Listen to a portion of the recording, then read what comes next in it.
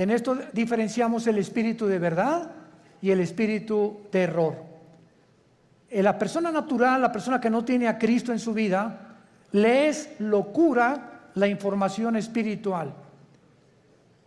En los 40 años que tengo predicando la palabra, 43 de convertido, y en todos los, se podría decir, más de 100 debates que he tenido con escépticos, agnósticos, politólogos, ateos, etcétera, etcétera, siempre me he enfrentado, cuando atacan la Biblia, preguntarles si ya la leyeron.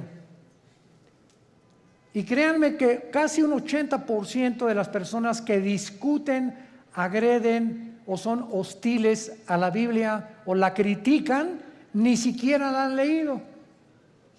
Y cuando te dicen, ya la leí, quiere decir que comenzaron desde el Génesis. Imagínense nada más. La Biblia no se comienza a leer desde el principio, sino desde el Nuevo Testamento. Y te dicen, ya la leí, o sea, leí los 66 libros en 3 o 4 meses y con eso ya entendieron los secretos de Dios. Qué tremendo, ¿verdad? Entonces es importante que esto lo tengamos nosotros como base, porque estos secretos que pertenecen al mundo espiritual, a Dios le ha agradado revelárnoslos a nosotros.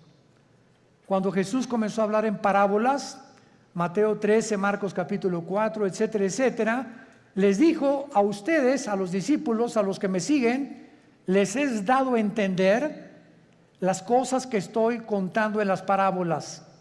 Que el sembrador salió a sembrar, que el trigo, la cizaña, las aves del cielo, la tierra, etcétera, etcétera, que la gente ni siquiera entiende, tenían un trasfondo espiritual dado a los que siguen a Jesús. Entonces, si tú eres una persona, o los que nos escuchan, que quieres respuestas, por ejemplo, ¿por qué Dios permitió el mal en el universo? ¿Por qué, si Dios sabía que Adán y Eva iban a pecar, por qué los creó sabiendo como omnisciente que es Dios, etcétera, etcétera? No vas a tener respuestas hasta que comiences a seguir a Jesús, porque a Dios no le interesa enriquecer tu conocimiento intelectual, sino cambiar tu vida, transformar tu vida. Entonces les dijo a los discípulos, ustedes que ya me siguen, a ustedes les voy a dar a revelar y a que entiendan, les voy a abrir el entendimiento para que comprendan las cosas que la gente común y corriente, por muy inteligente que sea, no las puede entender.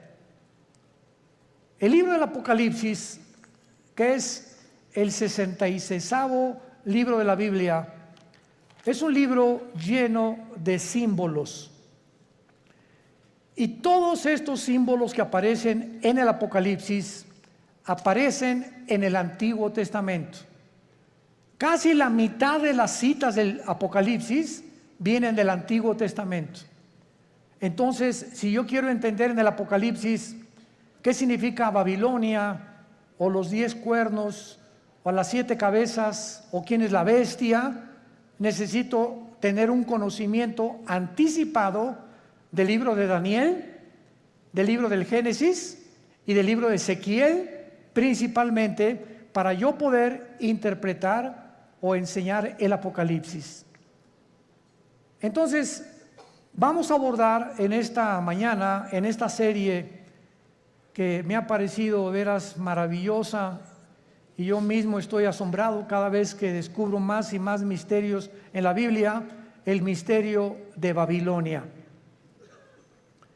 En la Biblia hay 2 palabras, 2 ciudades que se mencionan más que cualquier otra nación de toda la historia. Y la primera es Jerusalén. Es la que más se menciona desde el Génesis hasta el Apocalipsis. Y la segunda es Babilonia. Cuando la Biblia termina en el Apocalipsis mencionando a Babilonia, a una ramera que vamos a ver ahorita, por eso se le llama un misterio, porque es la madre de las rameras y de las abominaciones de la tierra. Tenemos que entender que en el Antiguo Testamento Fue en la tierra de Babilonia donde comenzó la brujería, la astrología, el ocultismo, las ciencias ocultas y todo aquello que pertenece a la dimensión satánica tuvo su origen en Babilonia. Ahora bien, la palabra Babilonia y Babel son intercambiables, pero encontramos nosotros en Génesis capítulo 10 que la primera ciudad que Nimrod se le menciona en Génesis 10 del 8 al 10 como un cazador delante de Jehová. Pero esa palabra delante de Jehová significa en contra de Dios en el original hebreo. Y él fue el primer hombre que levantó Babilonia, que después acabaron levantando una torre, Génesis 11, la torre de Babel, donde Dios tuvo que confundir las lenguas, porque si ellos continuaban con ese sueño, con ese anhelo de llegar al cielo y de tener comunicación con los astros, etcétera, etcétera, ellos iban a acabar completamente destruidos por Dios. Entonces, la gran variedad de lenguajes que hay en el mundo es una manifestación de la misericordia de Dios, porque de otra manera nos acabaríamos todos, pero en 3 días. Entonces, gracias a que unos hablan francés, otros español, otros italiano, etcétera, etcétera, el mundo ha durado casi 6,000 años. Muy bien, ahora Babilonia, aparte en el Antiguo Testamento, aparece con otros nombres geográficamente. Uno de ellos es la tierra de los caldeos. La tierra de los caldeos. Y esta palabra, la tierra de los caldeos, esta frase significa la gente que vivía en Caldea, y Caldea era Babilonia. Entonces, cuando tú oyes la tierra de los caldeos, es la zona geográfica donde la humanidad se comenzó a levantar en contra de Dios. Y actualmente, geográficamente, se encuentra en la nación de Irak. Ahí lo que es ahorita Irak y Siria. Porque en el Antiguo Testamento Irak y Siria era la tierra de la Mesopotamia y no había una división, estas dos naciones no están divididas todavía, y toda esa área geográfica es precisamente donde comenzó la humanidad, de acuerdo a la Biblia, porque por ahí corre el río Tigris, que nace en en Turquía, son como 3,000 kilómetros y desemboca en el Golfo Pérsico, donde ahorita hay una gran tensión, por cierto, entre Irán, Inglaterra y Estados Unidos, porque Irán continúa apoderándose de los barcos petroleros ingleses, porque está provocando Irán. No sé si leen los periódicos, anoche otro escándalo, que no han soltado el barco que capturaron los iraníes en el Golfo Pérsico, el estrecho de Hormuz, que es exactamente junto a Irán, porque ellos quieren una guerra contra Estados Unidos por el grupo Hezbollah terrorista, para que si Estados Unidos actúa a través de la naval y a través de la guerra y viene un enfrentamiento, entonces entraría a la guerra Israel, y bíblicamente los judíos destruirían Elam. Apúntalo, Enrique, L-A-M. Elam es una franja que está dentro de Irán, junto al Golfo Pérsico, pero es la parte más pegada al Golfo Pérsico, al estrecho de Hormuz. Y ahí en Elam, que pertenece a Irán, es donde se encuentran los reactores nucleares más poderosos de Irán. Ahí están las centrifugadoras del uranio 235, que es el elemento químico para producir la bomba atómica o las bombas nucleares. Entonces, de acuerdo a la Biblia, en el libro de Jeremías y en el libro de Ezequiel, se profetizó hace 2500 años que Elam iba a ser destruido, no Irán, porque Irán va a sobrevivir a la guerra de Ezequiel 38 cuando se una con Rusia y Turquía para destruir Israel, cosa que no lo van a lograr. Entonces, Babilonia significa confusión. Confusión. Otras traducciones la han puesto porque en la Torre de Babel querían ellos tener una puerta para con Dios. Querían que era una puerta al cielo que los iba a comunicar con los dioses. Pero la palabra Babel es básicamente la palabra confusión. Entonces vemos que nosotros, que desde el principio de la humanidad hasta el final de la humanidad, los seres humanos vivirán confundidos sin Dios. Esto es lo interesante de por qué aparece otra vez la palabra confusión al terminar el Apocalipsis, relacionado con las religiones. Porque aquí vamos a encontrar a una mujer, y las mujeres en la Biblia siempre han representado dos cosas espiritualmente nada más. Encontramos, ¿verdad?, a las mujeres que representan la iglesia, porque la iglesia se le compara con una mujer, y la otra Jezabel, o la gran ramera, que representa las religiones o la falsificación del camino a Dios, que es lo que querían hacer con la Torre de Babel. Y antes de entrar al capítulo 17 de Apocalipsis, quiero que vean otra cosa en el capítulo 9 de Apocalipsis. Rápidamente regresen al capítulo 9 y vean ustedes algo tremendo. Vemos nosotros en la sexta trompeta, Apocalipsis 9, versículo 13 en adelante, de qué manera se describe en la sexta trompeta uno de los ríos que atraviesan Babilonia. El sexto ángel tocó la trompeta y oí una voz de entre los cuatro cuernos del altar de oro que estaba delante de Dios, diciendo al sexto ángel que tenía la trompeta: desata los cuatro ángeles que están atados junto al gran río Bravo. ¿Eso dice? No, ¿verdad? Junto al Nilo. Tampoco. Qué interesante que hay cuatro principados satánicos ahorita atados junto al río Éufrates, que es el río que atraviesa Irak y Siria, y que desemboca en el Golfo Pérsico, donde hay una gran posibilidad que estalle una próxima guerra. En otras palabras, de acuerdo a la Biblia, el área geográfica más endemoniada que hay, más satánica, más que el Teposteco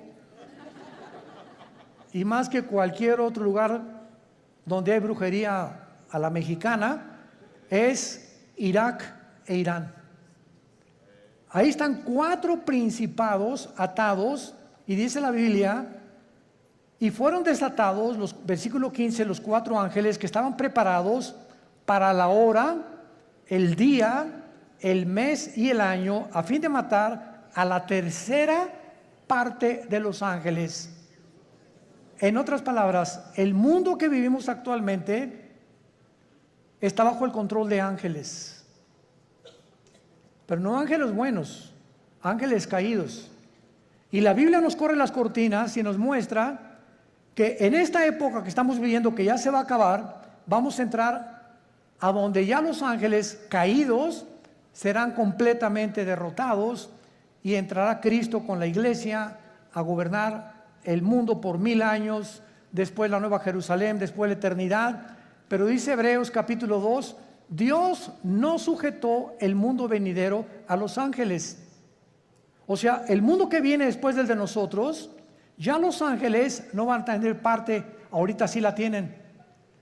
Y esto lo explica el capítulo 10 de Daniel, el capítulo 7 de Daniel, el capítulo 2 de Daniel, Ezequiel capítulo 28, Isaías capítulo 14, etcétera, etcétera, donde cada nación, Grecia, Egipto, los medos, los persas, los romanos, los babilonios, todos tenían ángeles que les decían a los gobernantes lo que tenían que hacer. Y eso el mundo pues no lo sabe, ¿verdad? Por eso se nos manda a orar por nuestro gobierno. porque hay ángeles que están influenciando tremendamente los asuntos del mundo terrenal donde tú y yo vivimos. Muy bien, vayamos pues a Apocalipsis 17 y veamos este conflicto y este misterio que vamos a resolver, que es el primero de Babilonia. Vino entonces uno de los 7 ángeles que tenían las 7 copas y habló conmigo diciéndome: ven acá, te mostraré la sentencia contra la gran ramera, la que está sentada sobre muchas aguas. Brínquense al versículo 18. ¿Quién es la ramera? Y la mujer que has visto es una ciudad. ¿Ven cómo la Biblia se interpreta a sí misma? No es de interpretación privada la Biblia. La misma Biblia se interpreta a sí misma. Y la mujer que has visto es la gran ciudad que reina sobre los días de la tierra. O sea, antes de seguir abordando, la Biblia profetiza en este capítulo que vendrá una ciudad que se va a levantar en el mundo religiosa. Y que esta ciudad religiosa está mezclada con la política. Y que al mismo tiempo esta ciudad va a gobernar la política durante 3 años y medio, y la política que va a reiniciarse con el anticristo va a matar a la mujer, o sea, va a incendiar esta ciudad, y entonces los últimos 3 años y medio de la gran tribulación vendrá la persecución del anticristo. Entonces, los primeros 3 años de la tribulación, la persecución es religiosa, y los últimos 3 años es política. Y esto es interesantísimo, porque la unión de la religión con la política ha sido durante toda la historia. Un ejemplo, para que no se empachen. ¿Cuáles son los 2 poderes que mataron a Cristo? Los 2 espíritus que mataron a Cristo. El espíritu religioso, no fue el espíritu comunista, ni socialista, ni el espíritu ateo, fue el espíritu religioso y el espíritu político. Cuando salió Pilato ante el pueblo, le gritaron los líderes religiosos: crucifícale. El poder religioso, representado por los fariseos, influyó en el poder político de Pilato. Él representaba como procurador, y Pilato se lavó las manos y dijo: es que yo no encuentro ningún mal en este hombre. Y entonces ellos comenzaron a gritarle: crucifícale, crucifícale y entréganos a Barrabás, porque la costumbre era que cada Pascua se soltara a un preso político. Entonces vemos nosotros cómo el poder político cede a la presión del poder religioso, y entre los 2 se encargan de matar al Mesías del mundo. Y desde entonces, antes y por toda la historia, vemos todos los emperadores con brujos. Siempre los emperadores y los presidentes y los gobernadores siempre han tenido personas del mundo del ocultismo. Dichosos los que se han salvado y han tenido cristianos de consejeros, pero siempre han estado consultando a los brujos, a los astrólogos, a los ocultistas. Los invitan a sesiones espiritistas para que invoquen espíritus, pero la unión entre el mundo religioso del oculto, lo vamos a descubrir, el mundo religioso pertenece al ocultismo. Se van a sorprender de muchas cosas. Y por eso es tan satánico, porque es el que controla el gobierno político. Y así ha sido durante toda la historia. Y cuando el anticristo, antes de que él pueda tomar el poder del mundo, va a necesitar, Apocalipsis 13, al falso profeta. ¿Quién es el falso profeta? Va a ser un líder religioso que va a unir a todas las religiones del mundo en una sola. Y cuando ya el anticristo vea que ellos le pavimentaron el camino para que su gobierno político pudiera emerger, entonces el anticristo quema a esta ciudad donde se van a concentrar las religiones del mundo y él se proclama, segunda de Tesalonicenses 2, 3 y 4, el único Dios, donde el mundo lo adora como adoraron a los césares romanos como dioses. Te mostraré la sentencia contra la gran ramera. O sea, aquí hay un juicio contra una ciudad. Es lo primero que acabamos de despejar esta incógnita. Esta ramera representa a una ciudad que está sentada sobre muchas aguas. Las muchas aguas en la Biblia son las naciones, como lo interpretó el versículo 18. Y dice así, versículo 2, con la cual han fornicado los reyes de la tierra y los moradores de la tierra se han embriagado con el vino de su fornicación. Este ángel viene para enseñarle a Juan un juicio, una sentencia que viene decretada del tribunal cósmico de Dios. Quiero que sepas que voy a juzgar a este sistema religioso. Y es muy importante que a esta ciudad se le da el nombre de ramera. Vamos a explicar esto. La palabra prostitución en la Biblia es una palabra que puede tener un uso apropiado cuando algo lo apropias de la manera correcta o un uso inapropiado. Cuando el sexo se vende o cuando alguien entrega su cuerpo a cambio de algo, se llama prostituirse. Entonces, cualquier persona que tenga relaciones sexuales porque va a recibir ya sea dinero o una mejor posición, o porque el jefe de tu trabajo te invitó a Acapulco porque te va a hacer su secretaria particular con el doble de sueldo, tú te estás prostituyendo. Pero no solamente en ese aspecto se puede usar la palabra prostituirse, también se puede usar en el ministerio cristiano.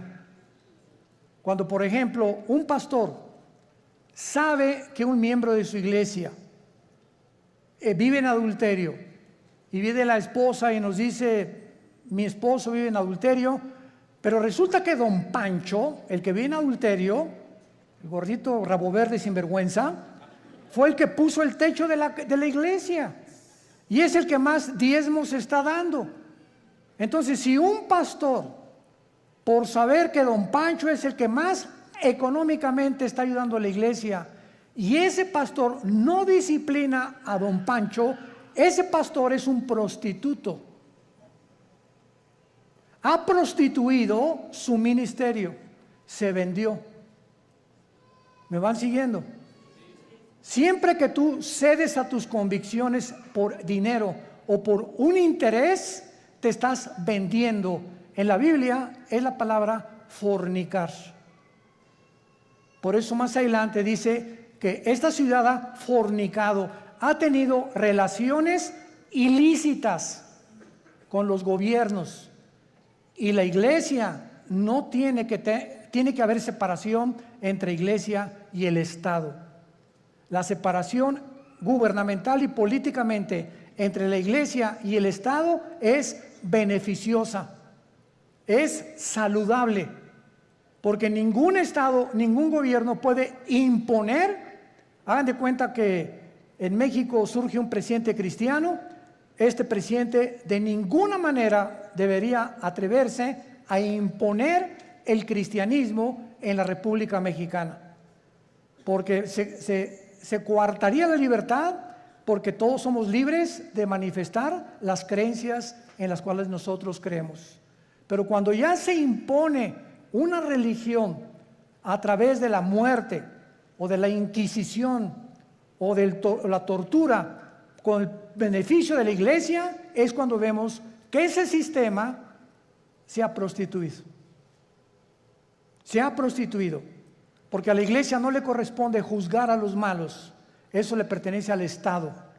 El Estado usa el Estado de Derecho para castigar a los malos, silla eléctrica o pena capital o pena perpetua, lo que sea. La iglesia tiene la función de predicar el Evangelio para que el corazón del ser humano sea transformado.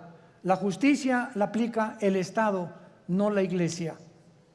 Para que me vayan siguiendo con mucho cuidado. Esto es muy importante, porque el otro día escuché una conferencia de un grande teólogo que me sorprendió con lo que dijo, y me dice: de todos los países a los que yo he visitado en Latinoamérica, el más inculto y el que más ignorante es de todo lo que está pasando, México lindo y querido. Sentí algo bien feo aquí adentro de mí. Se considera el país más ignorante y más inculto de todo lo que está pasando políticamente, religiosamente, etc. Como que si al mexicano no le importa más que el Calimán y las telenovelas y el América, desde luego. Además vive el América. Bueno, pero esto es tremendo, ¿verdad? Y otra cosa que también me sorprendió es que un análisis que hizo las Naciones Unidas fue que en Europa el promedio de la gente normal, desde los 10 años de edad hasta los 25 o 30 años de edad, cualquier europeo de cualquier nación de Europa ha leído antes de los 25 años por lo menos 6, 7 libros al año. Y en México, 1 al año. Y con trabajo no lo acabaron. ¿Se imaginan? Estamos con el esto, con el Calimán, la televisión, ausentes completamente de cultivar nuestro espíritu, nuestra mente intelectual. Me gradúo de abogado y jamás me vuelvo a meter a la jurisprudencia ni a los libros. Me gradúo de médico, no me actualizo con todos la tecnología impresionante en la medicina que hay actualmente. Por ejemplo, no sé cuántos de ustedes han notado que ya no uso lentes. Asústame. No es para que se asusten, ¿verdad? Pero es increíble. Tengo como 40 años usando lentes. Yo tenía hipermetropía, estigmatismo y no podía leer. Ahorita tengo una visión de 20/20, impresionante. ¿Saben lo que me hicieron? Resulta que ahí en Dallas, Texas, está uno de los médicos oftalmólogos que trajo el rayo láser. Pero a mí no me hicieron nada más el rayo láser, sino que me hicieron 2 implantes de la oftalmología, 2 implantes intraoculares. O sea, me metieron 2 ojos. O 2 lentes, no sé. Y cuando yo le pregunté al oftalmólogo después, duró 16 minutos la cirugía. Primero uno y como al mes me hicieron el otro. Y le dije, bueno, ¿cómo está esta explicación? Y me dice, mira, hay 5 tipos de lentes. El que te metimos a ti se llama ultralight. ¿Qué significa esto? Con un rayo láser te perforamos una incisión milimétrica y por un tubo te metimos un lente envuelto como un taco. Y entró el lente y dentro de tu ojo se abrió como una tortilla. Y entonces se tiene que ir pegando a la parte de atrás, al tejido, y en ese momento, bueno, me dieron entrenamiento, ¿verdad? Todos los días me dieron que tenía que hacer una pluma así, acercármela a todo, nomás como 50 o 100 veces hasta que ya pudiera leer de cerquito. Ahorita ya no necesito nada, ya puedo ver de lejos, ya la luz casi no me molesta. Pero es impresionante la tecnología de la oftalmología y de todas las demás ramas de la ciencia del siglo XXI. A mi hijo Caleb le hicieron en 7 minutos el láser, nada más que a él no le hicieron cirugía. A él con el puro láser le quitaron los problemas que tenía de la vista con una garantía de 35 años. Ahí me dieron hasta que venga el Señor por nosotros. Pues sí, ya para qué quiero más, ¿verdad? Bueno, pero este es el mundo que estamos viviendo, ¿no? Entonces, están pasando muchas cosas en el mundo y tenemos que estar actualizados, tenemos que estar leyendo revistas, actualizándonos, ¿verdad? Las noticias para saber y enterarnos cómo está la cosa, y tenemos que tener hambre, pero más que nada, hambre de la Biblia. Muy bien. Entonces, la prostitución en este pasaje, la ramera, representa, si lo quieres apuntar, la prostitución de la religión. Cuando la religión se vende Cuando la religión ofrece, dame dinero y tu hijo va a ser sanado, dame dinero y la maldición se irá de tu casa, o manda dinero y vas a recibir a cambio algo, esta religión está negociando la salud y se está prostituyendo. Porque la Biblia dice que Dios ama al dador alegre, no por necesidad, ni por coerción, ni por amenaza, ni porque si no mandas, la maldición de Tutankamen caerá sobre tu casa. Ahí es cuando vemos la prostitución de la religión. Hace poco acaban de capturar a un hombre, ¿verdad?, en Estados Unidos, líder de una secta que se llamó La Luz del Mundo en México, que no se imaginan ustedes, ¿verdad? No son millonarios, son multimillonarios. Y lo más asombroso es que el 70% de las gentes que van a estos millones de personas que pertenecen y el dinero que tienen, son gente humilde, son gente de pobres, o sea, de la clase indígena y de casi, como decía Cantinflas, desleídos y deslustrados. No son muchos profesionistas ni mucho menos. Y estas personas, ¿verdad?, tenían comandos armados. Cuando ese hombre viajaba con guardaespaldas, con ametralladoras, etcétera, etcétera. Y llegó a convencer a la gente de que él era Dios. Y cuando él entraba a la iglesia había un trono literal, donde él se sentaba con muchachas junto y muchachas por acá a los lados, y entraba y lo comenzaban a adorar como Dios. En otras palabras, él estaba vendiendo, prostituyendo la religión. Y así hay cantidad de sectas, e inclusive se puede dar en iglesias cristianas. Cuando los líderes, vuelvo a repetir, por causa del dinero o por conveniencia del dinero, se venden y sus convicciones las crucifican para poder obtener lo que ellos están ofreciendo mediante milagros. Este es el problema de las religiones que se prostituyen. Muy bien. Y esto es lo que sucede en Apocalipsis 17, como lo vamos a ir viendo, una ciudad prostituta que ha fornicado, dice el versículo 2, con los moradores de la tierra. Y más o menos ustedes ya pueden irse dando cuenta de quién estamos hablando.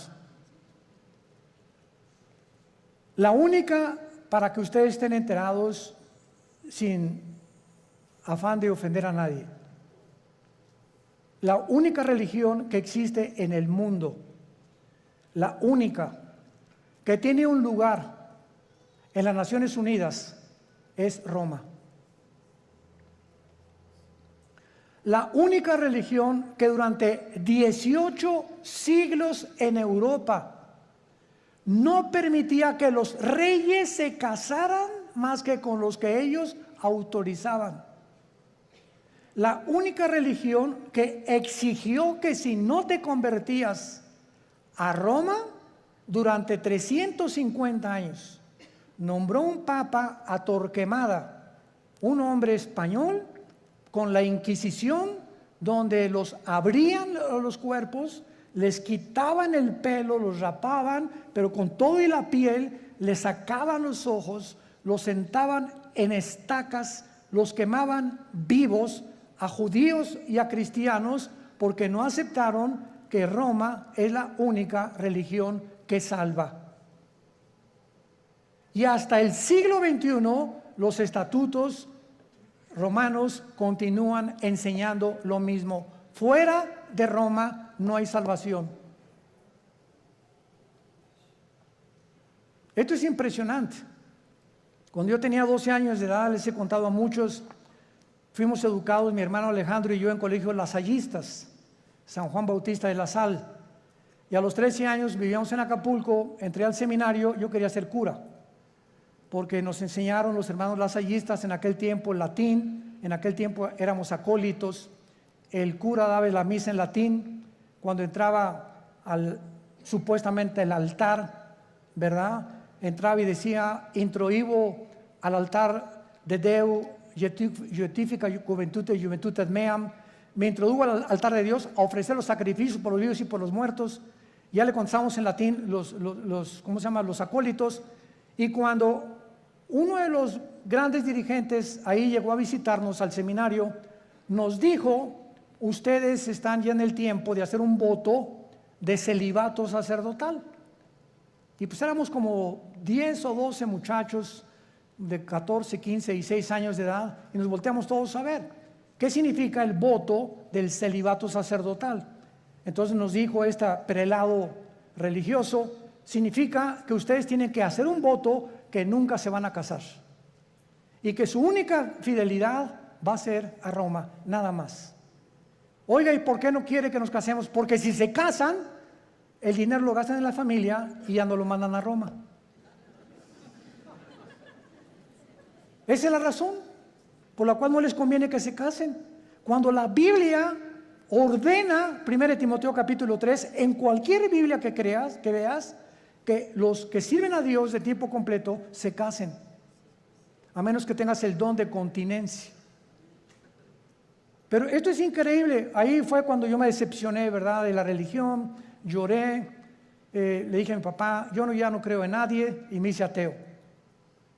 A los 17 años ingresé al Partido Comunista, me uní a la dialéctica materialista, a estudiar el Capital de Marx, de Engels y de todos los grandes líderes, Lenin, que la llevó a la práctica en la revolución bolchevique, etcétera, etcétera, hasta que cuando me convertí, yo estaba a punto ya de casi quitarme la vida, de la depresión a la que yo había llegado, de la decepción y de todo, que ya nadie me convencía, cuando mi hermano Alejandro me presenta a Jesús como el camino, la verdad y la vida. Y yo supe, cuando encontré a Jesús, que era la única razón por la cual yo debía seguir viviendo, y le prometí desde ese día. Fue marzo de 1974 que yo le entregaría mi vida y que lo quería servir, y desde entonces no lo he dejado de servir, por la gracia de Dios. Bueno, ahora muy bien, vean rápidamente en el Antiguo Testamento, en Jeremías capítulo 2, de qué forma en el Antiguo Testamento se menciona la fornicación física o la prostitución, así como material o terrenalmente. Una mujer se puede vender por dinero, la cual se le llama prostituirse o prostituirse, o un hombre también. Espiritualmente, Dios usa el mismo término cuando tú le dejas a Él por los ídolos, o cuando dejas a Dios por otras cosas más importantes que Él. Dice Jeremías capítulo 3. Dicen: si alguno dejare a su mujer, yéndose esta de él, y se juntare otro hombre, ¿volverá a ella más? ¿No será la tierra del todo amancillada? Tú pues, le está hablando Dios a Israel, has, ¿qué cosa? Fornicado con muchos amigos. Pero no se está refiriendo Dios a la fornicación física sexual. Veámoslo. Mas vuélvete a mí, dice Jehová, alza tus ojos a las alturas y ve en qué lugar no te hayas prostituido. Junto a los caminos te sentabas, para ellos como árabe en el desierto, y con tus fornicaciones y con tu maldad has contaminado la tierra. Por esta causa las aguas han sido detenidas y faltó la lluvia tardía, y has tenido frente de ramera y no quisiste tener vergüenza. Dios acusa a Israel de fornicar con los ídolos, que es lo mismo cuando un hombre se va con una mujer que no es su esposa, o cuando un muchacho tiene relaciones con su novia sin casarse, está fornicando. Ella se está entregando a él, o por conveniencia, o él con ella. Se están prostituyendo los dos. Y cuando tú espiritualmente dejas a Dios y abrazas cualquier otra área de la vida por olvidarte la palabra de Dios, has prostituido tu llamado. Estás fornicando. En otras palabras, en la Biblia, la idolatría se le compara con la fornicación sexual. Ahora veamos y confirmémoslo en Santiago capítulo 4, en el Nuevo Testamento, y dice así el apóstol Santiago. Santiago capítulo 4, versículo 4. Santiago 4, versículo 4. Oh almas, ¿cómo se les llama? Adúlteras. Pero no porque se hayan ido con otra mujer. ¿No sabéis que la amistad del mundo es enemistad contra Dios? Cualquiera que se quiera ser amigo del mundo se constituye enemigo de Dios. ¿O pensáis que la Escritura dice en vano, el Espíritu que le ha hecho morar en nosotros nos anhela celosamente? Vemos ya que también en el Nuevo Testamento la fornicación puede ser espiritual o puede ser de carácter sexual.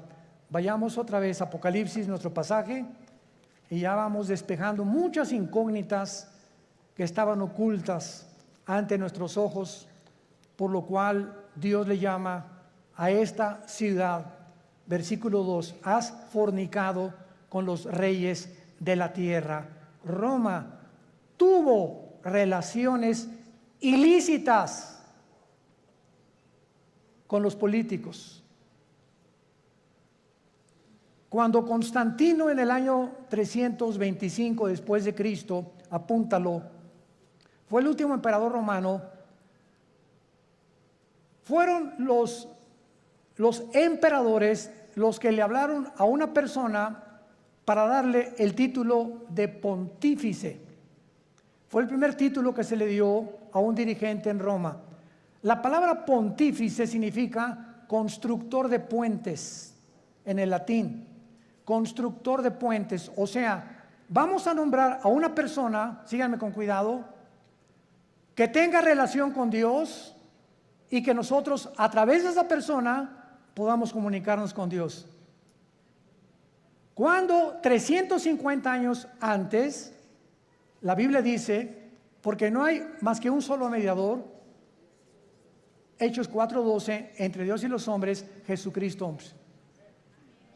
Entonces, Roma toma el lugar de Jesús y dicen que ellos a través actualmente de cualquier cura o cualquier padre te tienes que ir a confesar.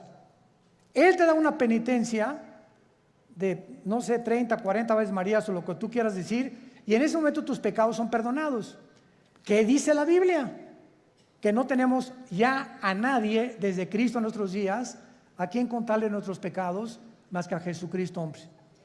Primera de Juan 1, 8 y 9.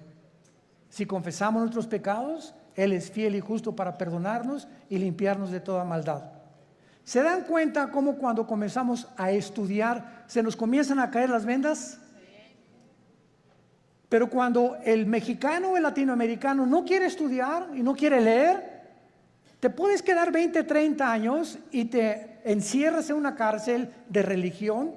No, yo estoy bien, y ahí tienes enfrente la luz y te niegas a verla. Porque puede más tu orgullo religioso que la verdad. Juan capítulo 3, y esta es la condenación, que la luz vino al mundo y los hombres amaron más las tinieblas que la luz, porque sus obras eran malas.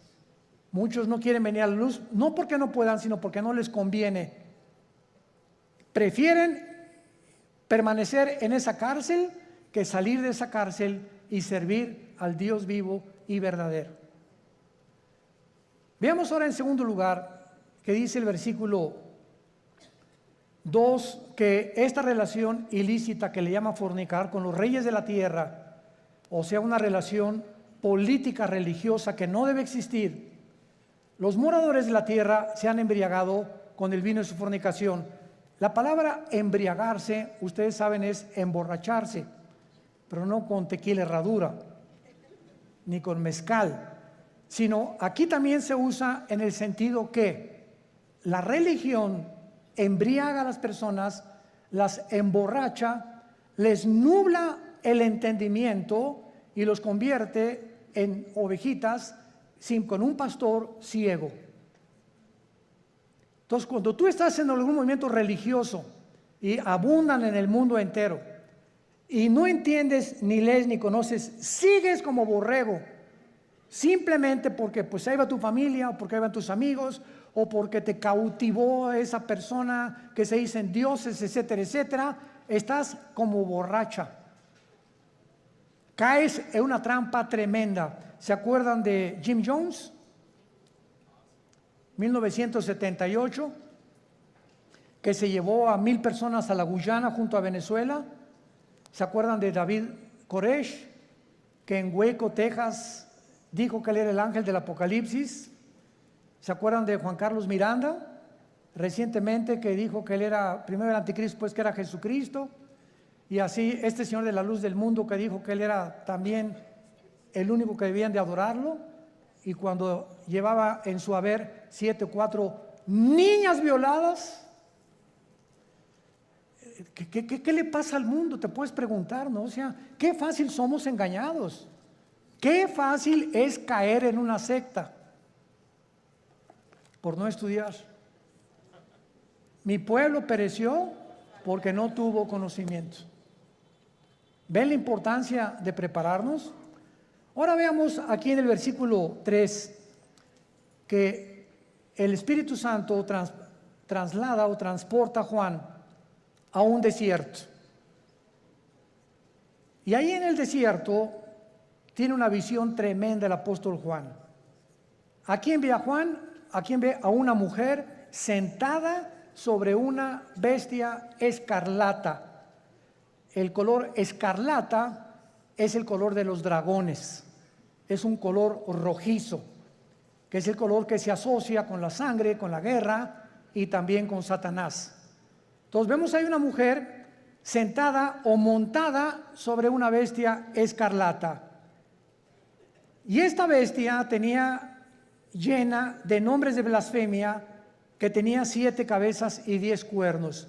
Nuestro paso actualmente ahorita es tratar de descifrar qué significa la mujer sentada sobre esta bestia. Muy bien, esta bestia en el versículo 8 nos da la interpretación. La bestia que has visto era y no es, y está para subir del abismo e ir a perdición. Número 1, esta bestia es el nombre que el Espíritu Santo le da a una imagen o a un principado satánico que ya había existido antes en el mundo. ¿Se acuerdan de los 4 ángeles atados junto al río Éufrates? ¿Quiénes creen ustedes que sean esos 4 ángeles? Porque si estaban atados no es porque vivían en Disneylandia, ¿verdad? Sino que eran 4 ángeles que ocasionaron un daño tan grande en la historia humana que Dios los encerró y los va a soltar al final de la gran tribulación, cuando nosotros ya no estemos ahí. Pero en el capítulo 10 de Daniel se nos revela que cuando Dios envió un ángel a la tierra para comunicarle a Daniel el futuro de Israel con la profecía de las 70 semanas, otro principado satánico se atravesó y lo interrumpió durante casi 3 semanas, que mientras había una guerra en la dimensión espiritual, Daniel se encontraba en la tierra orando. En esas 3 semanas hubo una guerra espiritual sin que Daniel lo supiera. Y esas oraciones de Daniel hicieron que viniera el ángel y bajara Miguel, el arcángel y comandante en jefe de las huestes de los ángeles buenos de Dios, para que ese ángel fuera librado y llegara a la tierra, a Jerusalén, a Babilonia, y le entregara a Daniel el recado. Y entonces ahí el ángel le dice a Daniel: me detuvo el ángel de Persia. En otras palabras, el principado que estaba gobernando el imperio pérsico, que es el imperio de Irán, porque en 1935 se le cambió de Persia a Irán, era un principado satánico. ¿Y cuáles son los 4 imperios que Daniel menciona? Babilonia, los medos y los persas, los griegos y los romanos. Estos 4 ángeles del Apocalipsis de la 6ª trompeta son los 4 ángeles que estuvieron al frente de los más grandes imperios del pasado y que fueron imperios antisemitas. Y van a volver otra vez a resurgir. Pero aquí hay un ángel que está en el abismo. ¿Qué es el abismo? Muy bien, la Biblia nos habla de que hay prisiones en el centro de la tierra. Una es el infierno. ¿Quién está en el infierno? ¿Tu comadre? ¿Tu tía, tu tío? No sabemos, ¿verdad? El infierno es el lugar de los espíritus humanos, nada más, desde Adán hasta nuestros días, que bajan al centro de la tierra. Todos los que murieron sin Cristo o rechazaron la salvación se encuentran en el infierno. En el infierno no hay demonios. Ahora, el lugar de los demonios, cuando Cristo vino al mundo, el gadareno le dijo a Cristo, ¿verdad? O cuando los iba a sacar del endemoniado, le dijeron a Cristo: no nos mandes al abismo, déjanos meternos en los puercos, porque los demonios saben que al bajar al abismo ya no salen hasta Apocalipsis capítulo 9, que se les va a abrir la puerta y van a invadir el mundo. ¿Se imaginan? Ahorita hay maldad. Ahora imagínense con todos los demonios sueltos. Entonces en el abismo están los demonios, en el infierno los seres humanos, en el Abadón o en el Tartarus están los ángeles caídos que Dios ha guardado por ahí y que también serán soltados después. Y hay otros ángeles que están guardados y que ya nunca jamás, por toda la eternidad, van a ser soltados. Entonces la Biblia nos muestra claramente que esta bestia que estaba viendo Juan, no hay otro nombre más que bestia para darle, porque la palabra bestia en el griego significa algo cruel, rapaz, sanguinario, que no se le puede comparar a un tigre, ni a una hiena, ni a un león, ni a una águila. No hay ningún animal comparado, y por eso se le adjudicó el nombre de bestia. Y esta bestia es el anticristo. ¿Qué nos dice la Biblia? Que cuando surge el anticristo, que lo más seguro es que el diablo va a tener relaciones con una prostituta. Y de esta relación van a ser el anticristo. ¿Cuándo entra el espíritu al cuerpo humano?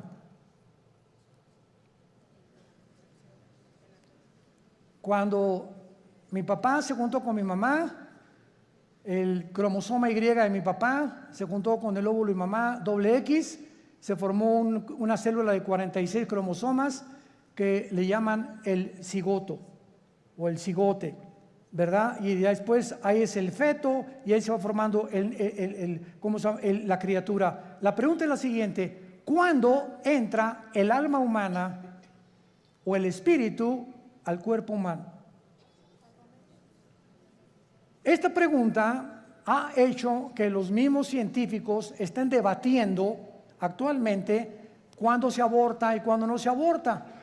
No hay ningún médico, ningún doctor, ningún genetista, ningún ginecólogo, nadie que te pueda decir cuándo comienza la vida. Y por eso se ha dado especulaciones. No, puedes abortar a las 3 semanas, a los 2 meses, al mes, y las leyes en diferentes naciones cambian de acuerdo a la perspectiva y la opinión de tales o cuales médicos. Pero en el Salmo 139, escrito hace 3000 años, escribió Dios: mi embrión vieron tus ojos. Es en el momento de la fertilización, señores médicos que nos acompañan, es en el momento de la fertilización cuando el cromosoma de mi papá fertilizó el óvulo y mamá. En ese momento Dios nos considera seres humanos completos, con toda la información genética, aunque no se haya desarrollado el corazón ni el hígado ni mucho menos, pero en ese momento ya estamos potencialmente completos como seres humanos.